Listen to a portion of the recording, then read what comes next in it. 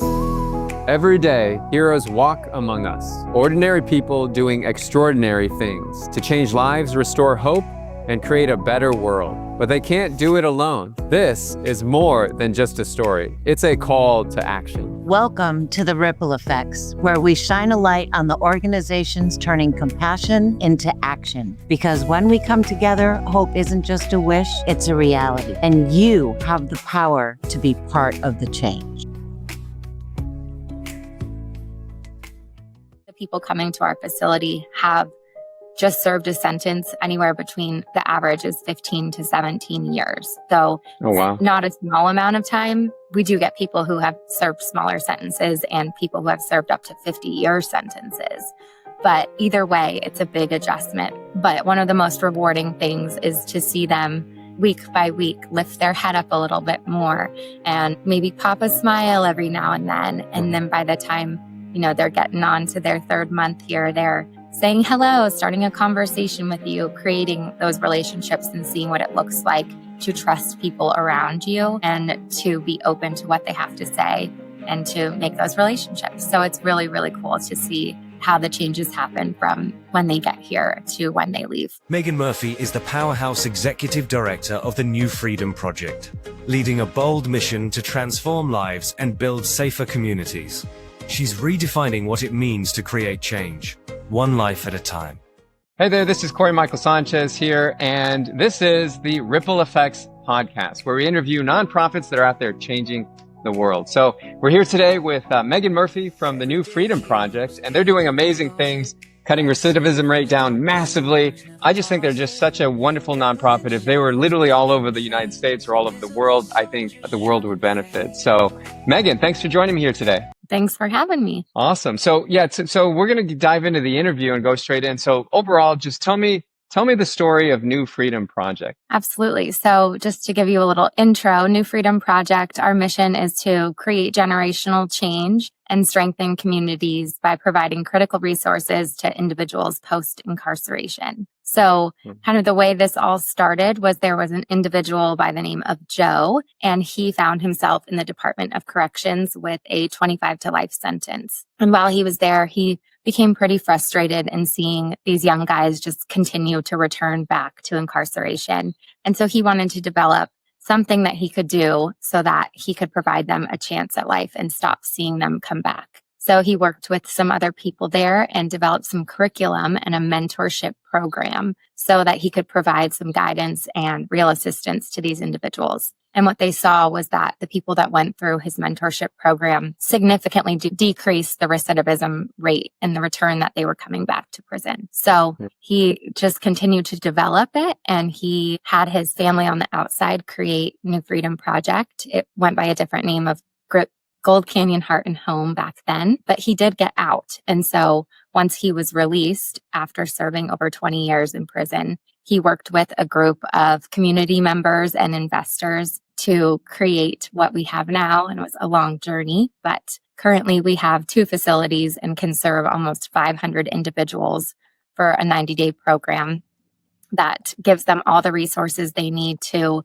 successfully re-enter into society. Or is that, and how long ago was that, Megan? I believe it all started around 2016, and then the first facility opened in 2020. Got it. Okay, got it. And so now you're serving individuals. I mean, the impressive thing that I learned is that you're cutting the recidivism rate by a huge amount. And I'd never heard any organization that had been able to do that. And so tell us a little bit more about that. Yeah, absolutely.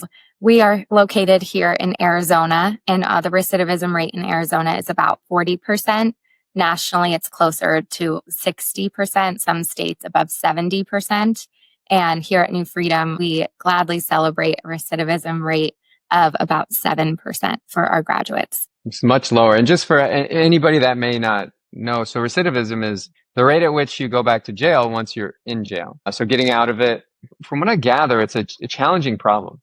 right? And so what are the biggest barriers individuals face when reentering society after incarceration? Yes, the lists are endless, but I think the biggest thing that we see that prison is really a culture. There's such a way of living there, and there's a real community there. And so when people come out of that, they have no time to adjust to this new community, and they have no way to have that soft landing where they can learn ways to cope with what they're dealing with, or how to handle things differently than they might have in incarceration. And when they come out, they might not have a place to live. They might not even have an ID. They might not have an address that they can use on a job application. They might be nervous about those job applications.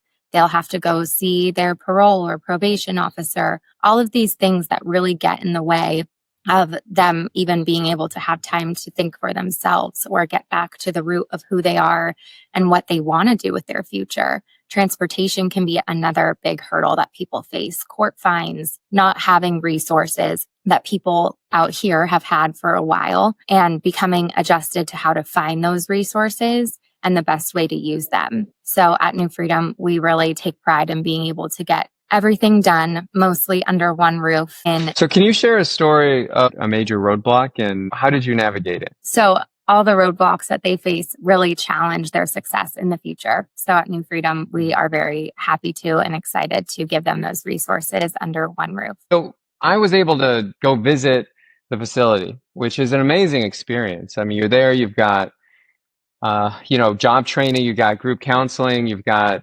lodging for them, a cafeteria where they can go, hangout places, a gymnasium. I mean, all of that. What are some of the things that you've incorporated that really help those folks really adapt to life outside of prison and help make sure that they don't go back? So it really all starts with our mentorship program. So while individuals are still incarcerated, they will get newsletters from New Freedom. We send them to over 8,000 people in Arizona prisons, and they provide stories of inspiration and of hope. And if the individual is inspired to look for a mentor or even potential resources, they can write to our mentorship team. So we have a whole team of individuals, and their whole job is to create relations and provide mentorship for people who are incarcerated. So they have created these awesome relationships with our mentorship team, and we know when they're getting released. We know everything that is involved with getting them outside of the prison. And so our transportation team will be there to pick them up. So they'll see a familiar face in their mentor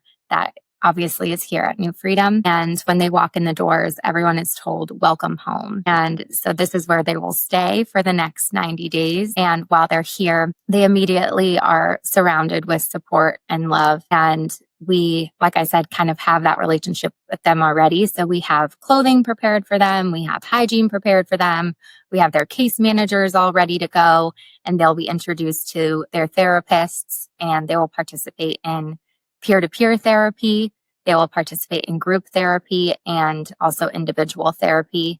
And I think that's something that makes New Freedom Project and New Freedom so special is that 85% of our staff has lived experience, whether that's with addiction or with incarceration. And so they have that relatable factor. They can relate to these individuals and they can say, this is what I did. This is how I found my path. And you can do the same thing. And this is what it looks like. And that's really a trustworthy voice giving them that message, and also encouraging them to listen to the other voices here of their therapists, of their case managers who want to help them.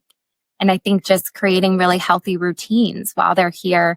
They are on a routine. They do wake up and work out in the morning. They are fed incredible food made by our executive culinary team who make sure that they are getting nutrients and that their body feels good and they have energy to be able to participate and really reap the benefits of the therapy and the programs that they're having here. And then they also get the opportunity to learn new skills. Obviously, that looks like coping with situations or adjusting to how you can work at your job and be a good employer, but also creating relationships with everyone in their lives, their families. And that's where the generational change and the ripple effect really come in. That's amazing. So what are they like? What are they like when they come in, and what are they like when they leave New Freedom Project? Yeah, it's really amazing to see.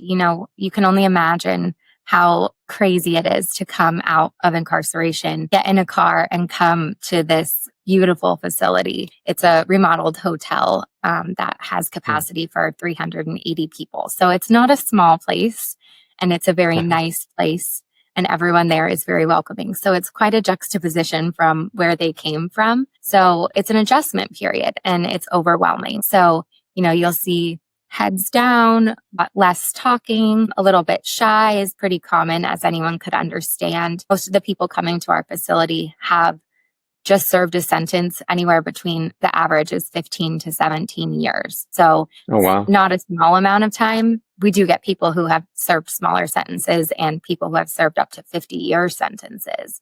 But either way, it's a big adjustment. But one of the most rewarding things is to see them week by week lift their head up a little bit more and maybe pop a smile every now and then. And then by the time, they're getting on to their third month here, they're saying hello, starting a conversation with you, creating those relationships and seeing what it looks like to trust people around you and to be open to what they have to say and to make those relationships. So it's really, really cool to see how the changes happen from when they get here to when they leave. Amazing. Can you share a story of when NFP encountered a major roadblock, and then, how did you navigate that? Yes. So there's been plenty of roadblocks, as I think all good intention programs have. I think funding has been one of our biggest roadblocks. And so not being able to be confident that, we have next month in the bag, if you will. And so just really going out and finding those people that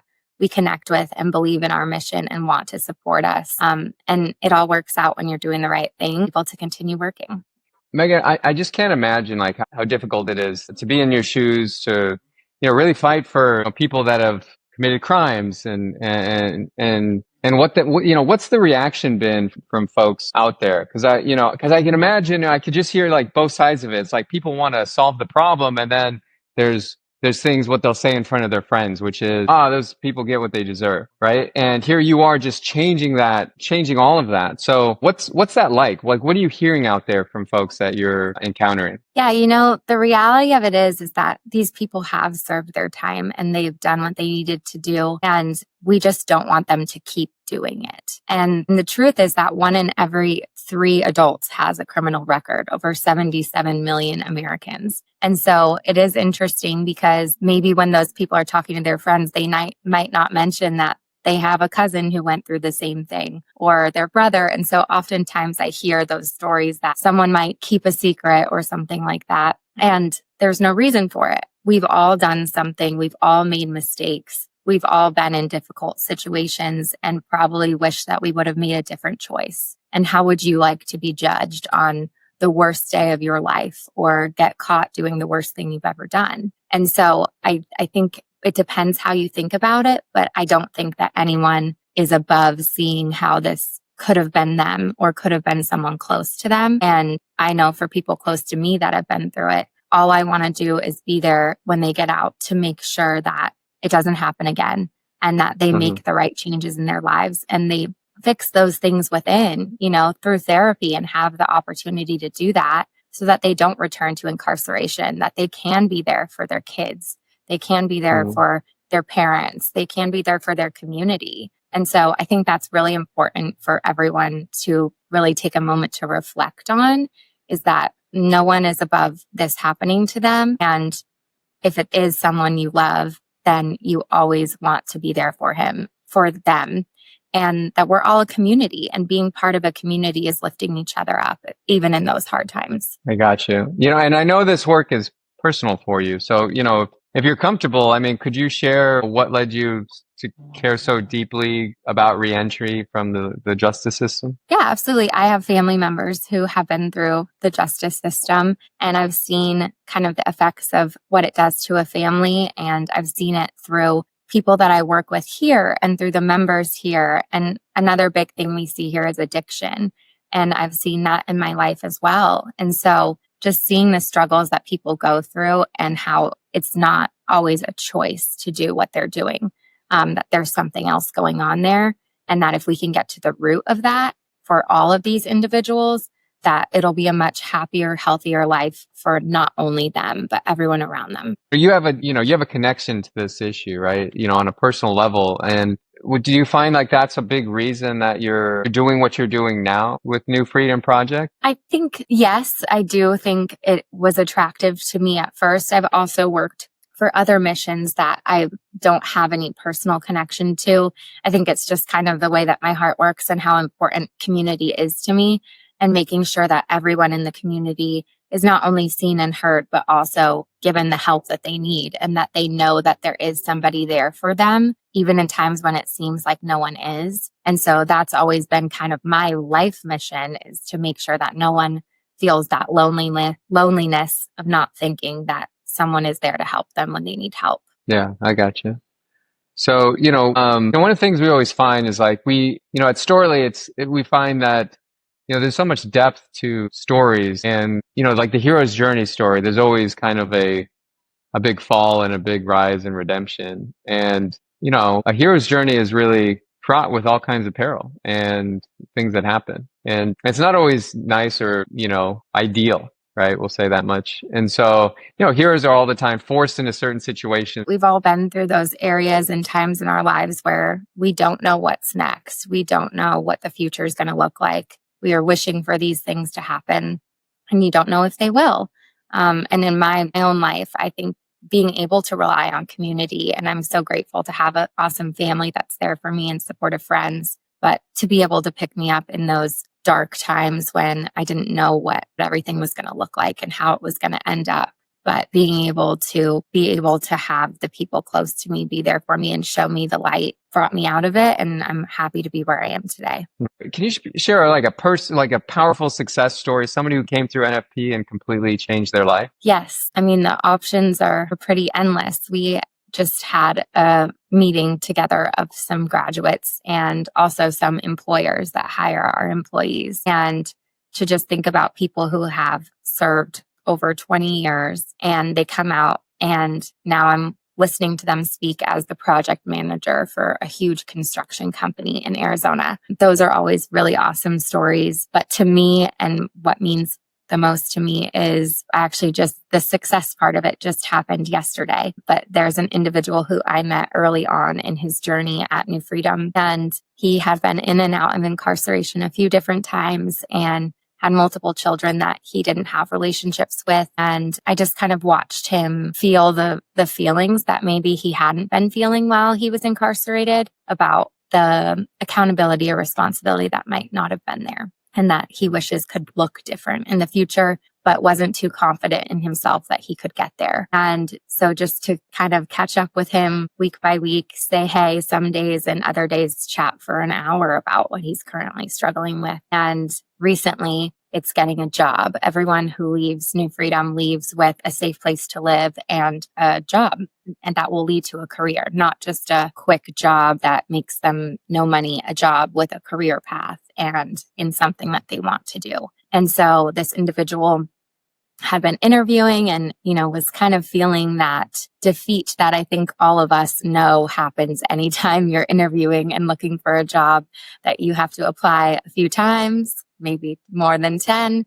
You have to go on a few interviews before you find the one. And so it was interesting to see how he really, from his perspective, he thought that that was because he was formerly incarcerated, and that for everyone else, that doesn't happen. And so it was cool to be able to share, like, no, this really does happen to everyone. But earlier in the week, he was getting really defeated about a job interview that he thought went great. And he was so excited about it, but he said, I must not have got it because they said they would get back to me and they haven't. And just yesterday, we found out that he got this position that he was applying for. And it's actually a position in peer support. So he's going to leave New Freedom and go pour into other lives of people who are struggling with addiction or reentry. But he's going to not only been successful here, and will not only be successful in pouring into the lives of all of his future clients, but he will also, I think he's most excited to go be a great dad and to give back to his community. And that's what inspires me, is that we that's that generational change, and that ripple effect is that's what these people are making those changes now to break cycles that have happened for generations before them in their family. And for, their kids and their kids' kids, it's going to look a lot different. And that's what gets me the most excited. Amazing. Wow, that's incredible. Is there an example of somebody who was there from like 2016, 2017, and they've touched base now, and what's going on in their life now and how things have improved, or what's going on with their family? Do you have any stories like that? Yeah, so it's pretty cool because at New Freedom, we have graduates who went through the program in the beginning, maybe in 2020, and successfully graduated and, of course, found employment and went out and worked in the community for a while. But now they've returned back to New Freedom and are employees here at New Freedom. And so we call them 360s. And we have, I think, over 20 now people that have been through the program and have now come back. We also hear from people who used to be leaders of very intense gangs and, participating in some really activity that we wouldn't be proud of. But they have come through the program and they've learned why they had those destructive thoughts and why they might have led to destructive behaviors that affected people. And they've learned how to find different coping mechanisms and to be successful. And so a story comes to mind about an individual who was the leader of a group of people that you wouldn't really want in your neighborhood, and went through the program and came out and proceeded to start his own company and find great success in that and be able to rehire individuals who have been through incarceration or been through recovery. And so going from being someone that might have been feared by a lot of people is now a strong leader in their community and providing resources to larger parts of the community and a bigger expansion of what could have been possible, what he ever thought could have been possible for him. What is your biggest hope for the future of reentry support in the United States? I think the best solution to provide reentry support to the nation would be to have a New Freedom in every state in the country. That is something that we hope to grow into, and that we hope to be able to provide these resources to that many more people. That there would not even be one facility, but more than one facility everywhere, because this change that we're making in recidivism and ending recidivism and the impact it has on our communities and our economy, frankly, I mean, the return to the economy is exponential. It's, from what we've seen, over $100,000 per person per year. And so that's really incredible to see that not only be helpful for the individuals who are participating in the program and their families, but also you and I as taxpayers and people who live in a community that we want to be safer and healthier and happier. How much does it cost to incarcerate somebody for a year? So per day, it is $90 to incarcerate someone, whether it's private or state institutions. The average comes out to $90.03 to have someone incarcerated. And then even when they do get out, if they are on parole, that still costs about $15 a day per individual. So those are high costs for taxpayers and, to be paying. And so the savings of lowering the rate of recidivism and getting these people to the place where now they're contributing, now they are taxpayers and now they're giving back to their own communities. It's really a return on investment in so many ways. So every single one of those, 33,000. So instead, if we had a solution like this all over the country, it's just do amazing things for the community, but also economically, it's a sound decision. Yes. Which is incredible. Yeah. And tell me, what's one moment in this journey that made you feel like this is why I do this? I'm so lucky to get to have them almost every day. I think from the smallest thing as that individual I was speaking about, finding out he got his job yesterday, and just the confidence and joy, to what we spoke about when you see someone come in and they're really shy and they don't have much confidence, and then to walk by them in the hallways, head held high. Hey, Megan, how are you doing today? Or giving me a high five. All of those moments really make an impact. And also too, just the incredible staff we have here to watch these individuals interact with each other. They might have known each other. They might have done time and crime together, as we say. And now they're sitting there together, helping a new member come in and providing that comfort and reassurance and security to that individual. So to just know kind of the backgrounds of some of these people and to see them providing hope and inspiration to an even bigger group of people continues to just fill my cup. And when I can be a small part of that and provide a little hope or encouragement for someone every day, truly each one of those moments and every single day, I am so grateful that I am where I am and that I get to do this incredible work. Amazing. So what would you like them to do next? Yeah, absolutely. We'd love for you to visit our website. It is nfproject.org, like newfreedomproject.org. And we have a donate button there. Obviously, we would love for you to provide either a one-time gift, a monthly gift, whatever's meaningful for you or your family. We would love your support in ending recidivism in Arizona and making it possible for us to grow into other areas of the nation. You can also go on there to learn more about what we do.